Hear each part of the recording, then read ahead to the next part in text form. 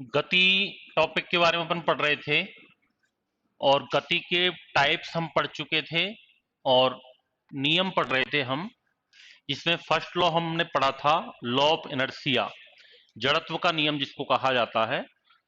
Second नियम, गति का दूसरा नियम आज हम पढ़ेंगे, गति का द्वितीय नियम। गति का दूसरा नियम क्या कहता है?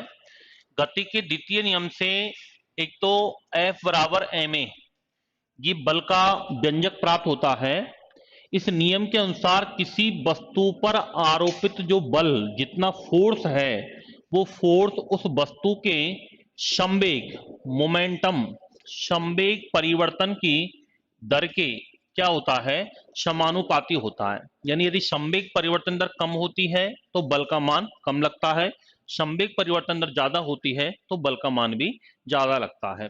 जैसे एग्जाम्पल इसका आता है कि खेल के मैदान में खिलाड़ी कैच लेते समय अपने हाथों को गेंद की दिशा में पीछे की ओर खींचता है। जैसे अपन जब जो कैच लेना नहीं जानता, खेलना नहीं जानता है, वो गेंद आती है तो हाथों को ऊपर कर देता है और गेंद टप्पा खाकर नीचे आ जाती है, चोट भी लग जाती है और कैच भी नहीं आता है। लेकिन जो खेलना जानते हैं वो इस प्रकार से गेंद की दिशा में पीछे को हाथों को इस तरीके से लेते हैं जिससे कैच भी आसानी से आ जाता है और चोट भी नहीं लगती है। क्यों ऐसा क्यों करते हैं? गेंद की दिशा में हाथों को पीछे खींचने से गेंद के वेग का मान, जो गेंद की वेलोसिटी है, उसकी वैल्यू को जीरो करने में समय थोड़ा ज्यादा लगता है। और जब समय ज्यादा लगता है तो संवेग परिवर्तन की दर कम हो जाती है। जब भी किसी वस्तु के वेग के मान को शून्य करने में समय ज्यादा लगे तो संवेग परिवर्तन दर कम हो जाती है। और जब संवेग परिवर्तन दर कम होगी तो बल का मान भी क्या लगेगा, कम लगेगा, क्योंकि ये इसकी क्या है, प्रोपोर्शनल है। तो बल कम लगेगा तो चोट भी नहीं लगती है और कैच भी आसानी से आ जाता है। एक प्रश्न आता है, लंबी कूद या ऊंची कूद के दौरान कूदने वाले स्थान की मिट्टी की खुदाई कर दी जाती है। लॉन्ग जंप, हाई जंप करते हैं तो जहां व्यक्ति कूदता है उस स्थान की मिट्टी खुदाई कर देते हैं। कभी ऐसे प्लेन मार्बल टाइल से बिल्कुल प्लेन भूमि हो उस पर कभी लॉन्ग जंप, हाई जंप नहीं कराते। क्यों? क्योंकि जहां मिट्टी थोड़ी बुरबुरी है या थोड़ी खुदी हुई है तो वहां पर हमारे वेग का मान शून्य करने में समय थोड़ा सा क्या लगता है, ज्यादा लगता है। जब समय ज्यादा लगता है तो संवेग परिवर्तन दर कम हो जाती है। संवेग परिवर्तन दर कम होगी तो बल का मान भी क्या लगेगा, कम लगेगा, जिससे व्यक्ति को चोट नहीं लगती है। सीमेंट से बने फर्श पर कूदने से चोट लगती है जबकि रुई से बने गद्दे पर कूदने से नहीं। इसका कारण भी क्या है, गति का दूसरा नियम है। एक आपने देखा होगा मुक्केबाजी, देखी होगी आपने टीवी के अंदर। जब मुक्केबाजी से गाल पे मुक्का मारता है तो जो दूसरा विरोधी मुक्केबाज है, जो दूसरा है, वो अपने गाल को इस प्रकार से फेर लेता है। जब अपन जैसे कोई थप्पड़ मारता है तो एक तो अपने यदि मुंह को हटाया नहीं तो प्रेशर ज्यादा लगेगा, चोट ज्यादा लगेगी। और जैसे वो थप्पड़ मारा अपन ने ऐसे घुमा लिया, तो घुमाएंगे तो क्या होगा, वहां पर प्रेशर का मान क्या हो जाता है, बल का मान कम हो जाता है, फोर्स का मान, जिससे व्यक्ति को थोड़ा सा दर्द कम होता है। ठीक है। यानी मुक्केबाज के प्रभाव को कम करने के लिए विरोधी मुक्केबाज द्वारा अपने मुंह को पीछे की ओर खींचना। गाड़ियों में शॉकर लगाए जाते हैं, ये क्यों लगाए जाते हैं? गति के दूसरे नियम पर शॉकर लगेंगे तो वेग का मान शून्य करने में समय ज्यादा लगेगा, ज्यादा लगेगा तो संवेग परिवर्तन दर कम हो जाएगी, कम हो जाएगी, फोर्स का मान कम लगेगा, यानी उसमें झटका महसूस बहुत ज्यादा, जो जो धचके वगैरह होते हैं, कहीं गड्ढा वगैरह होता है तो महसूस हमें कम होता है, इसलिए गाड़ियों में शॉकर वगैरह लगाए जाते हैं। कराटेबाज होता है, बर्फ की सिल्लियों को एक झटके के साथ तोड़ता है, वो झटके के साथ तोड़ता है तो वहां पर क्या होता है, वेग का मान शून्य करने में समय कम लगता है। कम लगे भाई, एक तो झटके के साथ तुरंत लेके आएगा, कम लगेगा तो संवेग वर्धन दर क्या होगी, बढ़ेगी, और ये बढ़ेगी तो बल का मान बढ़ेगा। अब बल जब ज्यादा लगेगा तो अपने आप वो सिल्ली क्या होगी, टूट जाएगी। तो ये सारे नियम किसके हैं, गति के द्वितीय नियम पर हैं ये। लिखो गति का द्वितीय नियम लिखना। इस नियम के अनुसार, इस नियम के अनुसार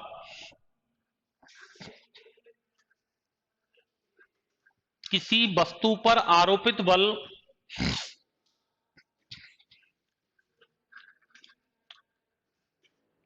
किसी वस्तु पर आरोपित बल वस्तु के संवेग परिवर्तन की दर के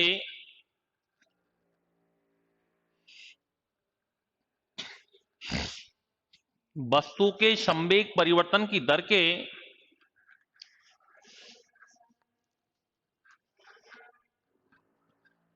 समानुपाती होता है।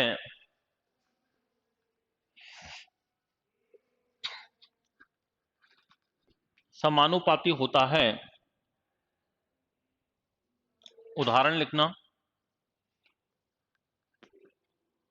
खेल के मैदान में खिलाड़ी खेल के मैदान में खिलाड़ी कैच लेते समय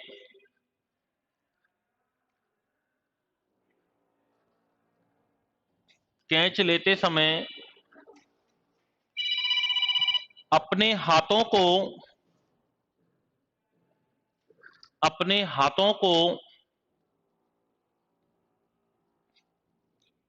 गेंद की दिशा में गेंद की दिशा में पीछे की ओर खींच लेता है। पीछे की ओर खींच लेता है। क्योंकि ऐसा करने से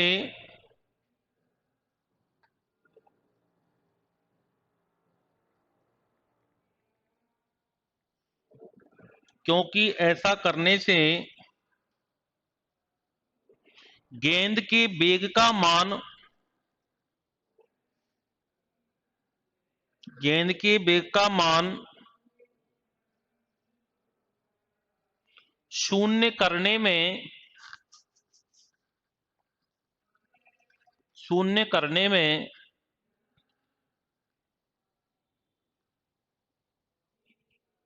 समय अधिक लगता है।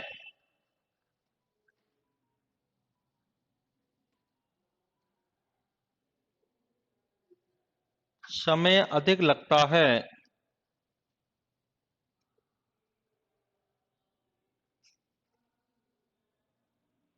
जिससे संवेग परिवर्तन की दर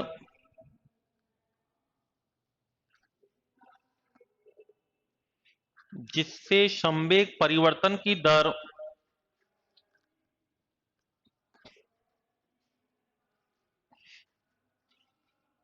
संवेग परिवर्तन दर कम हो जाती है। मोमेंटम दर कम हो जाती है, जिससे बल का मान कम लगता है। इन कॉन्सेप्ट इसमें यही काम करेगा सारे एग्जांपल्स में, जिससे बल का मान कम लगता है,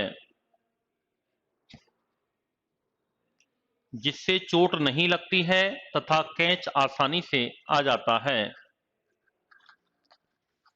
जिससे चोट नहीं लगती है तथा कैच आसानी से आ जाता है।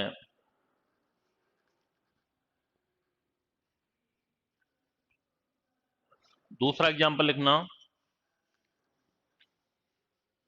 लंबी कूद या ऊंची कूद के दौरान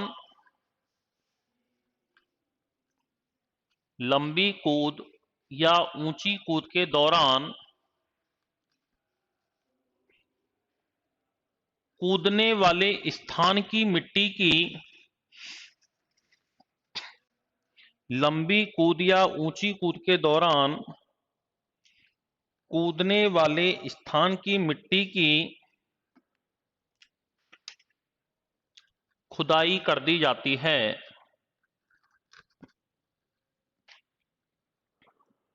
खुदाई कर दी जाती है। वही कॉन्सेप्ट वही है। तीसरा एग्जांपल लिखो। सीमेंट से बने फर्श पर कूदने से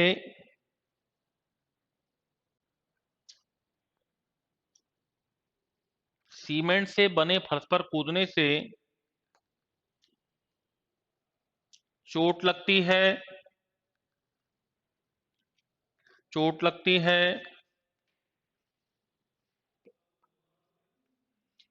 जबकि रुई से बने गद्दे पर कूदने से नहीं।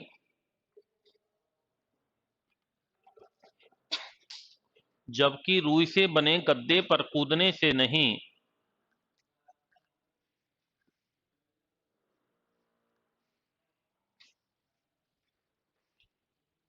चौथा उदाहरण लिखना। कराटेबाज द्वारा बर्फ की सिल्लियों को कराटेबाज द्वारा बर्फ की सिल्लियों को झटके से एक साथ तोड़ना, झटके से एक साथ तोड़ना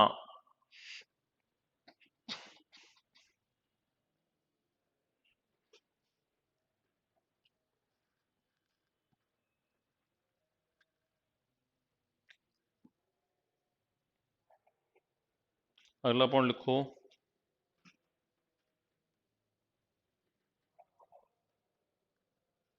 मुक्केबाज द्वारा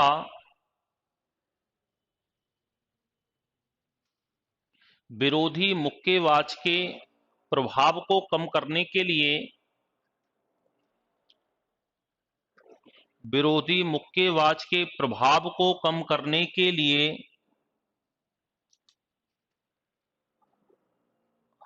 अपने मुंह को पीछे की तरफ सरकाना,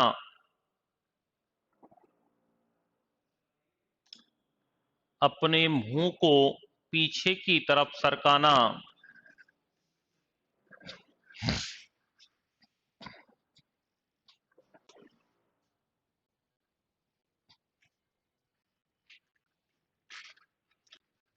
अब लिखना गति का तीसरा नियम।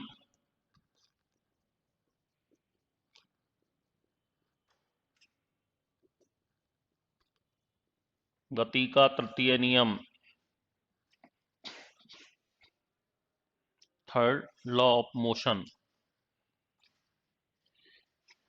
गति के तृतीय नियम को क्रिया प्रतिक्रिया का नियम कहा जाता है। रिएक्शन एंटी रिएक्शन लॉ भी कहते हैं इसको। ये नियम क्या कहता है कि प्रत्येक क्रिया के विपरीत अपोजिट में क्या होती है, प्रतिक्रिया होती है। जैसे मैं यदि इस बोर्ड को पुश कर रहा हूं तो ये बोर्ड भी मेरे पे क्या लगा रहा है, फोर्स लगा रहा है। जैसे अपन रास्ते में चलते हैं, अपन पत्थर को ठोकर मार देते हैं तो पत्थर बदले में हमें क्या देता है, चोट देता है। तो पत्थर को ठोकर मारने पर चोट का लगना, ये कौन से नियम पर आधारित है, गति का तृतीय नियम पर आधारित है। कुएं से पानी खींचते समय रस्सी यदि टूट जाए, रस्सी यदि टूट जाए तो व्यक्ति कहां जाएगा, पीछे की ओर जाएगा। झटका में अपन किसी को खींचते हैं, टूट जाती है तो अपन कहां जाते हैं, पीछे जाते हैं। तो ये भी कौन से नियम पर है, गति का तृतीय नियम पर। रॉकेट का आगे बढ़ना, जब रॉकेट की लॉन्चिंग की जाती है तो रॉकेट से काफी मात्रा में धुआं व गैसें निकलती हैं। ये गैसें में धुआं नीचे को दबाव बनाती है तो रॉकेट कहां जाता है, ऊपर जाता है। कहां जाएगा, ऊपर जाएगा। घोड़ा गाड़ी द्वारा गाड़ी को खींचना, घोड़े के द्वारा घोड़ा पीछे को दबाव बनाता है, व्यक्ति कहां जाता है, आगे जाता है। घोड़ा कहां जाता है, आगे। यानी ऊंचाई पर चढ़ना, इसमें भी कौन सा नियम पर काम करता है, गति का तृतीय नियम। बंदूक से गोली दागते समय कंधे को पीछे की ओर झटका महसूस होना, गोली कहां जाएगी, आगे, कंधे को झटका कहां लगेगा, पीछे। ये भी किस नियम पर आधारित है, गति का तृतीय नियम।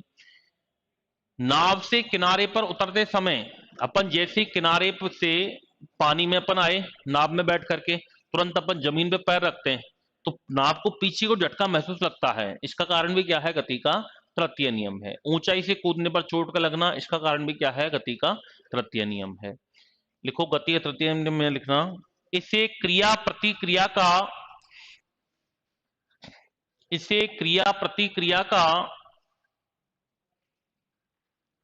नियम कहा जाता है, इसे क्रिया प्रतिक्रिया का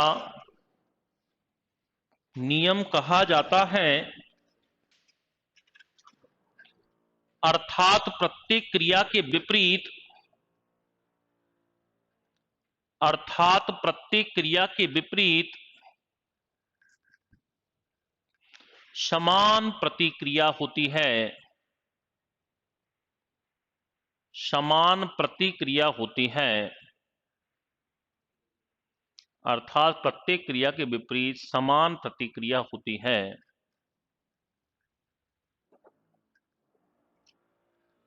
नीचे लिखो उदाहरण, एग्जाम्पल्स।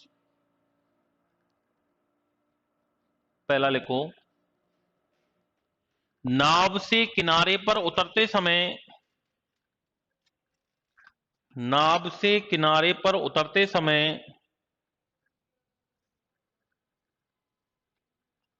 नाव को पीछे की ओर झटका लगना, नाभ को पीछे की ओर झटका लगना।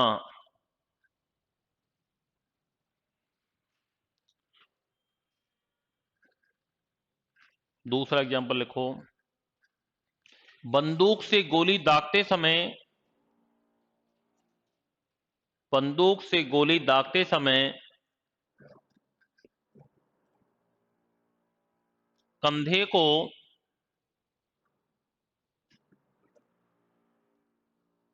पीछे की ओर झटका महसूस होना।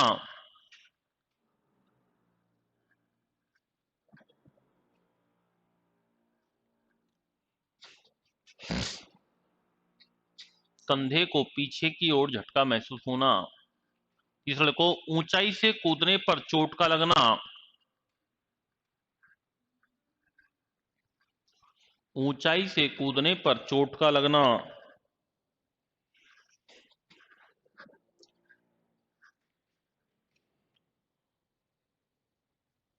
चौथा लिखो, पत्थर को ठोकर मारने पर चोट का लगना।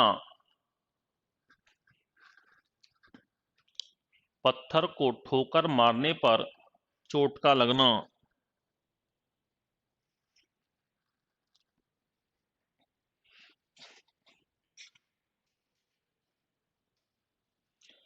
अगला पॉइंट लिखो, कुएं से पानी खींचते समय, कुएं से पानी खींचते समय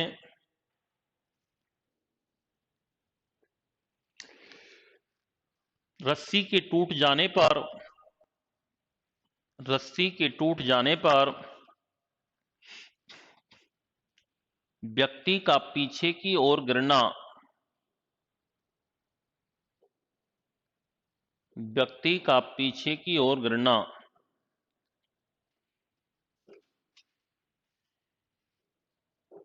व्यक्ति का पीछे की ओर गिरना।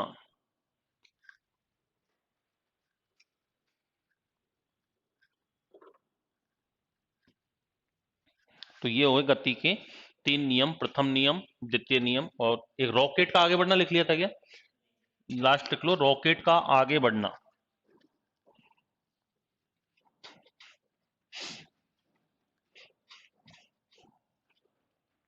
रॉकेट का आगे बढ़ना।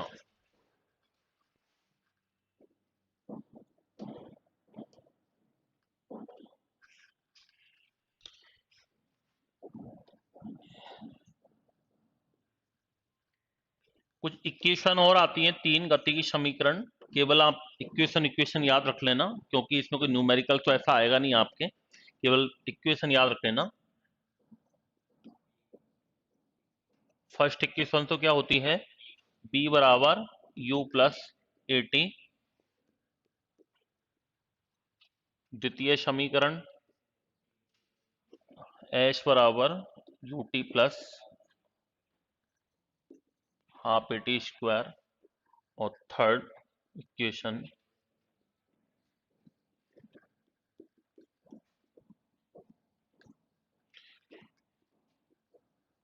u का मतलब क्या होता है?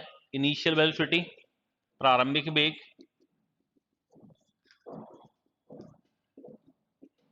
b का मतलब क्या होता है? अंतिम वेग। t4 टाइम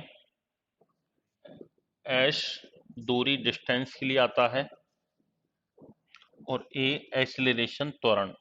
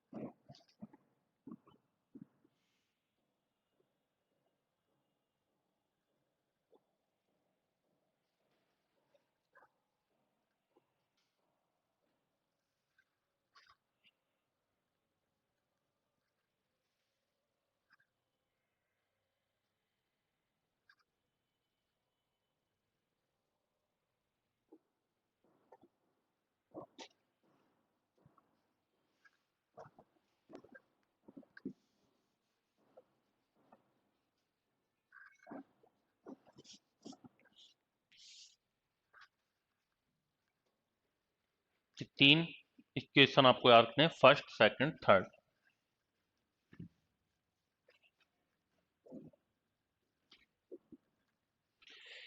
एक आपका जीएस में फिजिक्स में एक टॉपिक इससे भी प्रश्न आपके आ सकता है, वर्क पावर एंड एनर्जी, कार्य शक्ति व ऊर्जा।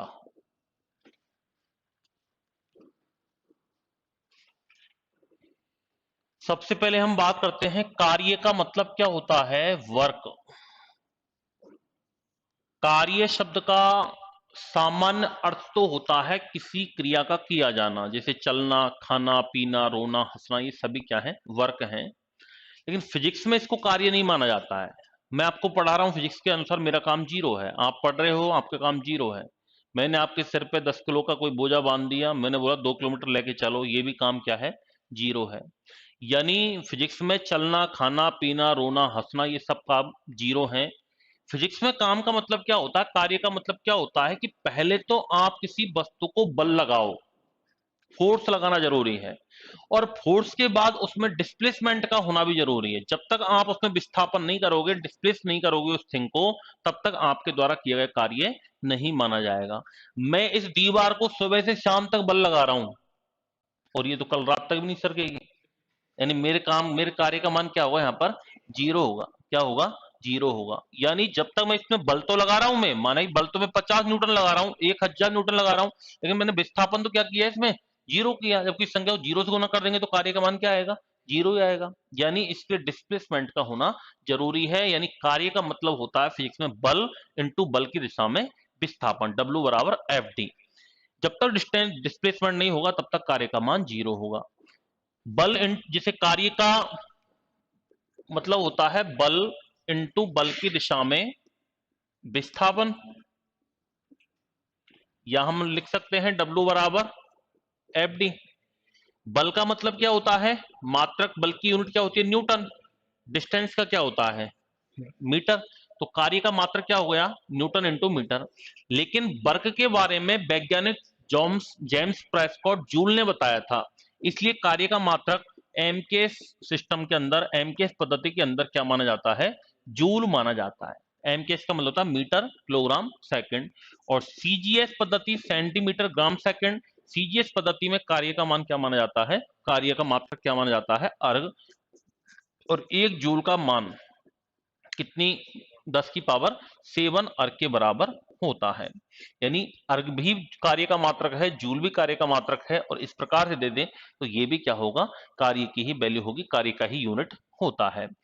बल एक वेक्टर क्वांटिटी है, सदिश राशि है। विस्थापन भी एक वेक्टर क्वांटिटी है, सदिश राशि है। लेकिन वर्क कैसी राशि है, स्केलर क्वांटिटी है, ये अदिश राशि है। यानी वर्क दो सदिश राशियों का, दो वेक्टर क्वांटिटीज का मल्टीप्लाइकेशन होते हुए भी स्वयं कैसी राशि है, अदिश राशि होती है। कैसी होती है ये, अदिश राशि होती है। कार्य का मान पॉजिटिव भी हो सकता है, नेगेटिव भी हो सकता है, और जीरो भी हो सकता है। कार्य का मान जीरो कब होगा, जब डिस्प्लेसमेंट का मान जीरो होगा तो कार्य का मान जीरो होगा। पॉजिटिव नेगेटिव कब होगा, जब फोर्स और डिस्प्लेसमेंट दोनों की डायरेक्शन सेम हो। मैं जिस दिशा में, जिस डायरेक्शन में बल लगा रहा हूं, उसी यदि डायरेक्शन में डिस्प्लेसमेंट होता है तो कार्य का मान क्या होगा, पॉजिटिव होगा। जैसे अगर कोई घोड़ा गाड़ी को खींच रहा है तो घोड़ा जिस तरफ बल लगाएगा गाड़ी उस तरफ जाएगी, सीधी सी बात है। तो वहां कार्य का मान क्या होगा, धनात्मक होगा। मैं यदि सभी बेंच को धक्का मारूं तो आगे सरकेगी है, मैं जिधर बल लगा रहा हूं उस साइड में ही सरकेगी। इसका मतलब यहां पे कार्य का मान क्या है, धनात्मक। ऋणात्मक कब कब होता है कार्य का मान, ऋणात्मक भी हो सकता है कार्य का मान, जब विस्थापन यानी डिस्प्लेसमेंट और फोर्स दोनों की डायरेक्शन एक दूसरे के अपोजिट हो, तो उसको क्या कहते हैं, ऋणात्मक कार्य कहते हैं। जैसे मैंने किसी बॉल को ऊपर फेंका, तो गुरुत्वाकर्षण बल तो उसको कहां खींच रहा है, नीचे की ओर, और मैंने बॉल को कहां फेंका, ऊपर। तो गुरुत्वाकर्षण बल के विरुद्ध किया गया जो कार्य है बॉल के द्वारा, वो क्या होगा, कार्य का मान नेगेटिव होगा। फ्रिक्शन फोर्स, घर्षण बल हमेशा वस्तु की गति की दिशा के विपरीत दिशा में काम करता है। जिस तरफ वस्तु चलती है, घर्षण उसको, फ्रिक्शन उसको पीछे खींचता है। तो घर्षण बल फ्रिक्शन फोर्स के द्वारा किए गए कार्य का मान भी हमेशा कैसा होता है, ऋणात्मक। विस्कोसिटी शयान बल होता है, उसके द्वारा भी किए गए कार्य का मान हमेशा कैसा होता है, नेगेटिव। और गुरुत्वीय क्षेत्र के विरुद्ध किसी बॉल को ऊपर फेंकने पर जो गुरुत्वीय क्षेत्र के विरुद्ध किया गया कार्य है वो भी कैसा होगा, ऋणात्मक होगा। एक कई बार एक प्रचलित क्वेश्चन है कि एक कुली है, उसके सिर पर आपने 10 किलोग्राम का कोई झोला रख दिया, कोई बैग रख दिया 50 किलोग्राम का, और वो उस संदूक को लेकर टहल रहा है। आपने बोला, आप ट्रेन से उतरे, आपने किसी कुली के सिर पर 50 किलो का एक बैग रख दिया कि यार उस ऑटो तक लेके चल इसको। ऑटो पे ले जाके आपने तुरंत उसके सिर पे से उतार लिया। कुली का काम क्या होगा, जीरो होगा। यानी फिजिक्स के अनुसार उसको पैसे नहीं मिलने चाहिए क्योंकि उसने काम नहीं किया। क्यों नहीं किया, क्योंकि जब बल और विस्थापन की दिशा एक दूसरे के परपेंडिकुलर है, लंबवत है, तो वहां पर थीटा का मान क्या हो जाता है, जीरो हो जाता है। थीटा का मान जीरो होगा तो वहां पर कार्य का मान क्या हो जाएगा, सॉरी, थीटा का मान 90 हो जाएगा, और cos 90 का मान क्या होता है, जीरो होता है। तो फिर जीरो से गुना करेंगे तो कार्य का मान क्या होगा, जीरो होगा। यानी एक दूसरे के लंबवत, जैसे फोर्स तो कहां लग रहा है कुली का वजन से नीचे की ओर, वो कहां जा रहा है, आगे। तो कितने एंगल बन गया, 90 डिग्री, और 90 डिग्री का एंगल बनता है तो काम का मान कितना होगा, जीरो होगा। यानी फिजिक्स के अनुसार उसको पैसे नहीं मिलने चाहिए। लेकिन फिजिक्स हर जगह नहीं लगानी है, जहां काम पड़े वहीं लगानी है। लिखो पहला इसमें कार्य लिखना। तो कार्य शब्द का work, power and energy topic डाल लो पहला, फिर डाल लो इसमें कार्य वर्ग। तो कार्य शब्द का सामान्य अर्थ,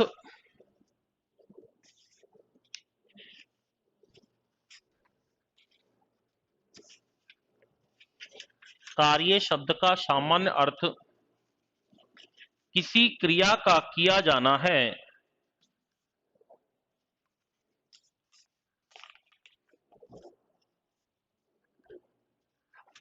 किसी क्रिया का किया जाना है, जैसे चलना, खाना, पीना, रोना, हंसना आदि। चलना, खाना, पीना, रोना, हंसना आदि।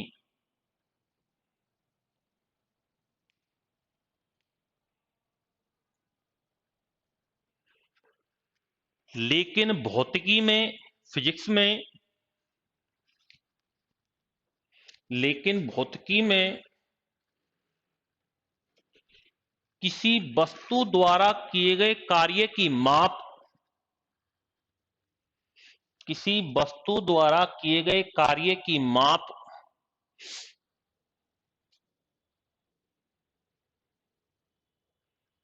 किसी वस्तु द्वारा किए गए कार्य की माप वस्तु द्वारा लगाए जाने वाले बल या व्यक्ति द्वारा लगाए जाने वाले बल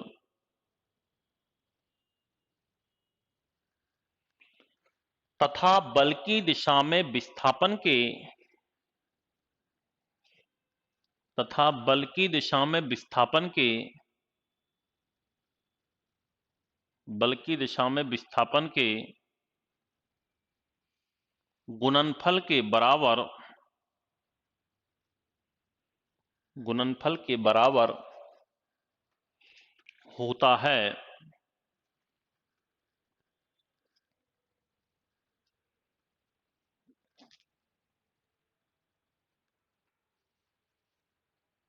नीचे को W बराबर, नीचे लिखो कार्य बराबर बल इंटू, अर्थात कार्य बराबर बल इंटू बल की दिशा में विस्थापन, अर्थात कार्य बराबर बल इंटू बल की दिशा में विस्थापन।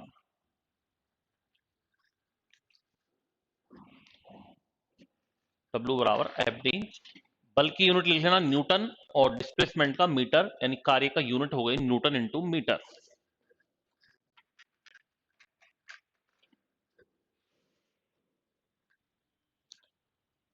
Newton into metre. नीचे लिखो कार्य के बारे में, कार्य के बारे में वैज्ञानिक जेम्स प्रेस्कॉट जूल ने बताया था, वैज्ञानिक जेम्स प्रेस्कॉट जूल ने बताया था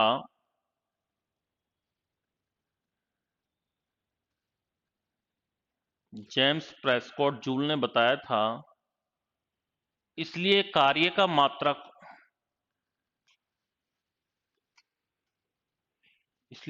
का मात्रक m के पद्धति में जूल माना जाता है। जूल माना जाता है।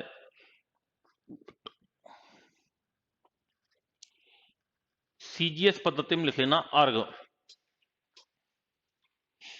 सीजीएस पद्धति में लिख लेना अर्ग। 1 जूल इक्वल टू 10⁻7 अर्ग। 1 जूल इक्वल टू 10⁻7 अर्ग।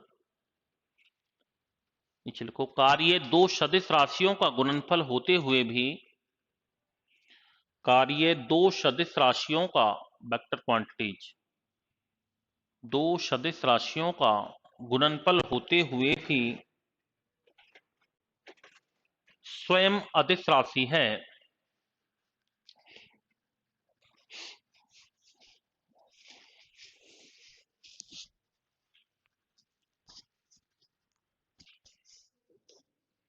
स्वयं अदिश राशि है।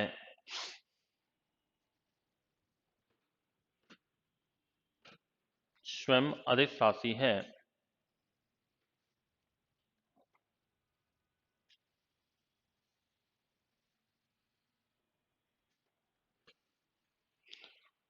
नीचे लिखो, कार्य का मान धनात्मक, ऋणात्मक तथा शून्य,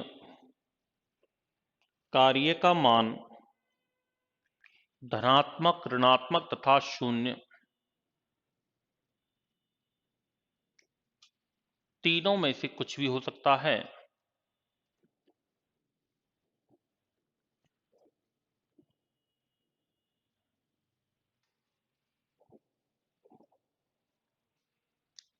अगला पॉइंट लिखो, जब व्यक्ति द्वारा लगाए जाने वाले बल, जब व्यक्ति द्वारा लगाए जाने वाले बल और विस्थापन, फोर्स एंड डिस्प्लेसमेंट, बल तथा विस्थापन की दिशा समान हो, बल तथा विस्थापन की दिशा समान हो, तो कार्य का मान पॉजिटिव होता है। तो कार्य की वैल्यू पॉजिटिव होती है।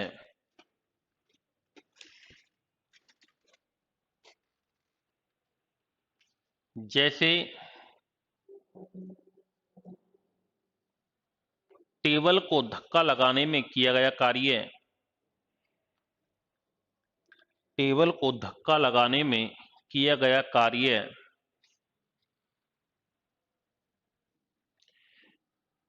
घोड़े द्वारा गाड़ी को खींचने में किया गया कार्य, घोड़े गाड़ी को खींचने में किया गया कार्य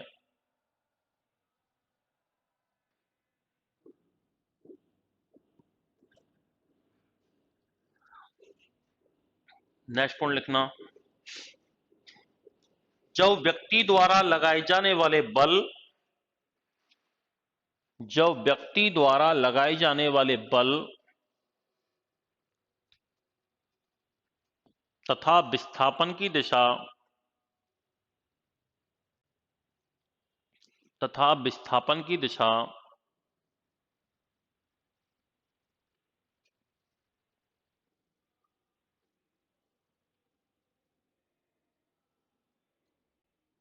विस्थापन की दिशा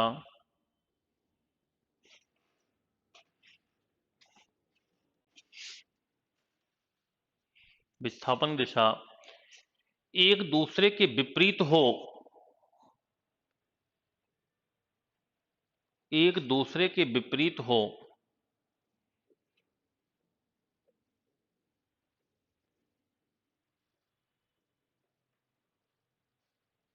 तो कार्य का मान ऋणात्मक होता है।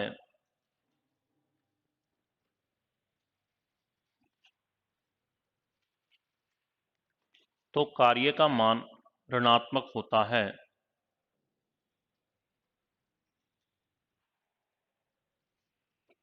कार्य का मान ऋणात्मक होता है। जैसे घर्षण बल के विरुद्ध किया गया कार्य, घर्षण बल फ्रिक्शन फोर्स, घर्षण बल के विरुद्ध किया गया कार्य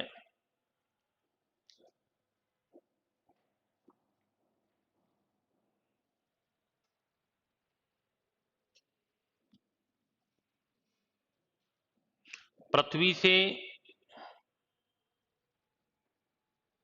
फेंकी गई गेंद में गुरुत्वीय क्षेत्र के विरुद्ध किया गया कार्य, पृथ्वी से गेंद को फेंकने पर गुरुत्वीय क्षेत्र के विरुद्ध किया गया कार्य।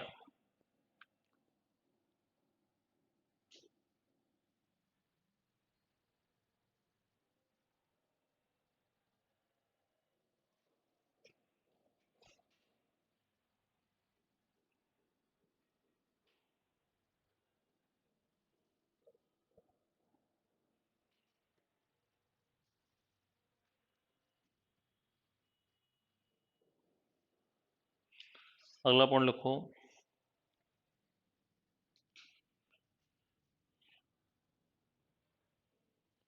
जब बल तथा विस्थापन की दिशा, जब बल तथा विस्थापन की दिशा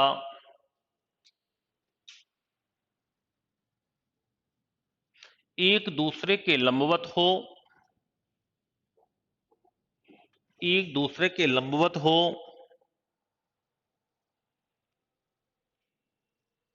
या विस्थापन का मान शून्य हो,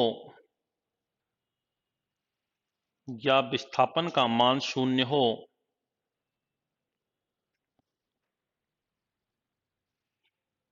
तो कार्य का मान 0 होगा।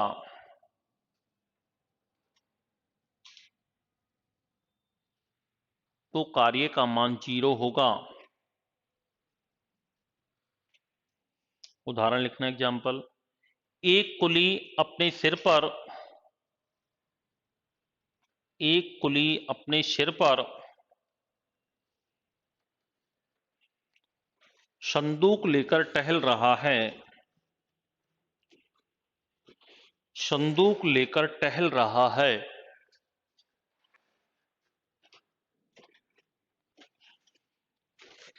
इस स्थिति में बल और विस्थापन की दिशा, इस स्थिति में बल तथा विस्थापन की दिशा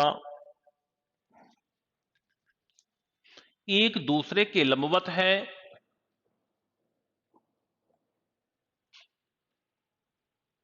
एक दूसरे के लंबवत है, इसलिए कार्य का मान 0 होगा।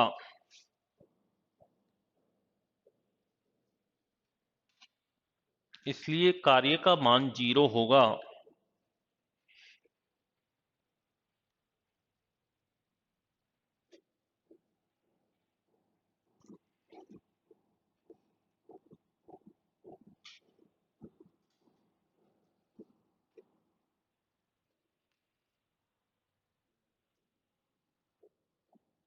अगला पॉइंट लिखो, किसी धावक द्वारा वृत्ताकार मार्ग के, किसी धावक द्वारा वृत्ताकार मार्ग के चारों ओर चक्कर लगाने में, चारों ओर चक्कर लगाने में किए गए कार्य का मान 0 होगा। किए गए कार्य का मान 0 होगा।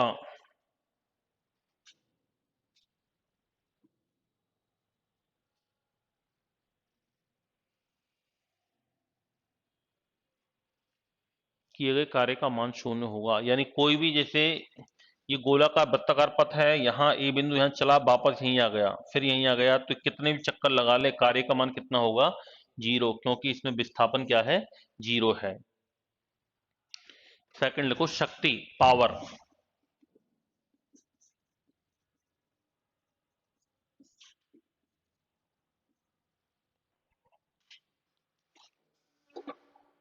शक्ति का मतलब होता है कोई भी वस्तु है, कोई भी मोटर हो सकती है, या कोई भी फिजिकल इक्विपमेंट हो सकता है, वो समय के सापेक्ष कितना काम करता है, कितने टाइम में कितना वर्क कर सकता है, वो उसकी कहलाती है पावर। एक तो होती है टोटल कार्य करने की कैपेसिटी, उसको तो कहते हैं एनर्जी, ऊर्जा। मैं टोटल कितना काम कर सकता हूं वो तो है एनर्जी। और मैं एक घंटे में कितना काम कर सकता हूं, एक मिनट में कितना काम कर सकता हूं, एक सेकंड में कितना काम कर सकता हूं, वो मेरी क्या रहेगी, पावर रहेगी। यानी शक्ति बराबर होता है किसी वस्तु द्वारा समय के सापेक्ष कार्य करने की दर को क्या कहते हैं, शक्ति कहते हैं। यानी शक्ति P बराबर W/T। शक्ति यानी वर्क यानी कार्य, कार्य का मात्रक क्या हो जाएगा, जूल, और समय का क्या होगा, सेकंड। यानी पावर का वैल्यू क्या, पावर का यूनिट क्या हो जाएगा, जूल बटा सेकंड। कार्य भी एक अदिश राशि है और शक्ति भी एक स्केलर क्वांटिटी होती है, अदिश राशि होती है। यानी यदि किसी वस्तु द्वारा किसी भी इक्विपमेंट के द्वारा एक सेकंड में एक जूल कार्य किया जाता है तो उस वस्तु की शक्ति क्या होगी, एक वाट होगी। क्या होगी, एक वाट होगी। शक्ति के बारे में वैज्ञानिक जेम्स वाट ने बताया था। किसने बताया था, जेम्स वाट ने। इसलिए शक्ति का मात्रक क्या माना जाता है, वाट माना जाता है। और एक एक तो होता है मेगावाट, और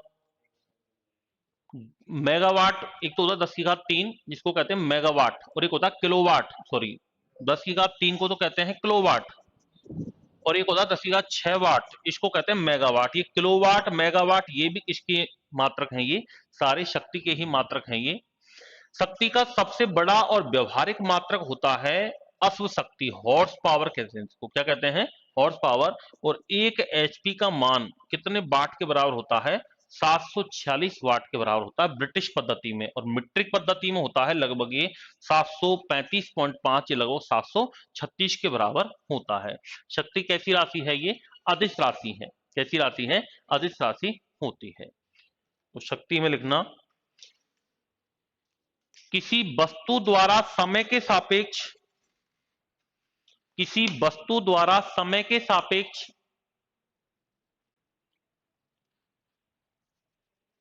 कार्य करने की दर को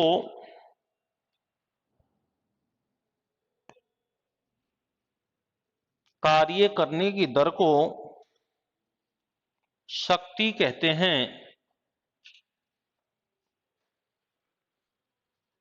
शक्ति कहते हैं, अर्थात शक्ति पावर बराबर कार्य बटा समय।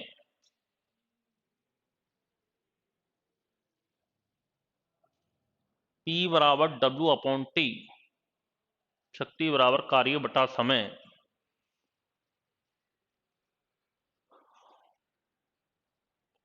कार्य का मात्रक लिखना जूल और समय का लिखना सेकंड।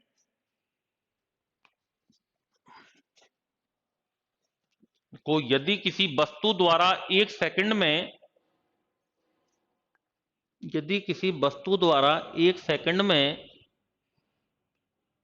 एक जूल कार्य किया जाता है, एक जूल कार्य किया जाता है,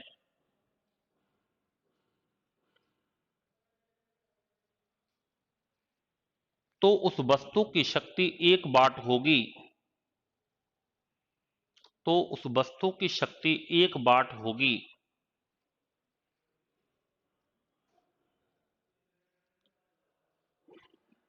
तो शक्ति एक अदिश राशि है।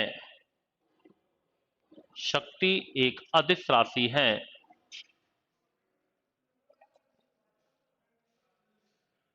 ठीक है, बाकी कल पढ़ेंगे नेक्स्ट।